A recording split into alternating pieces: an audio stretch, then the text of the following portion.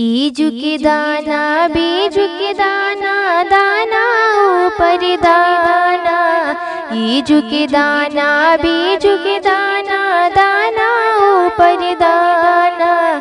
रोज सवेरे अनार बनना, गरम समोसा लाना। रोज सवेरे अनार बनना, गरम समोसा लाना। अपने खाना हमें खिलाना, मामी को तरसाना। अपने खाना हमें खिलाना, मामी को तरसाना। पापा के मुँह में पानी रे पानी, कैसा है ज़बाना। पापा के मुँह में पानी रे पानी, कैसा है ज़बाना।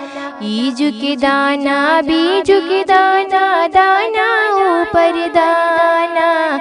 रोज सवेरे अनार बनना, गरम समोसा लाना। अपने खाना हमें खिलाना, भाभी को तरसाना। भैया के मुँह में पानी रे पानी, कैसा है ज़बाना। भैया के मुँह में पानी रे पानी, कैसा है ज़बाना। ईजु के दाना बीजु के दाना, दाना ऊपर दाना। रोज सवेरे अनार बनना, गरम समोसा लाना। अपने खाना हमें खिलाना, दीदी को तरसाना।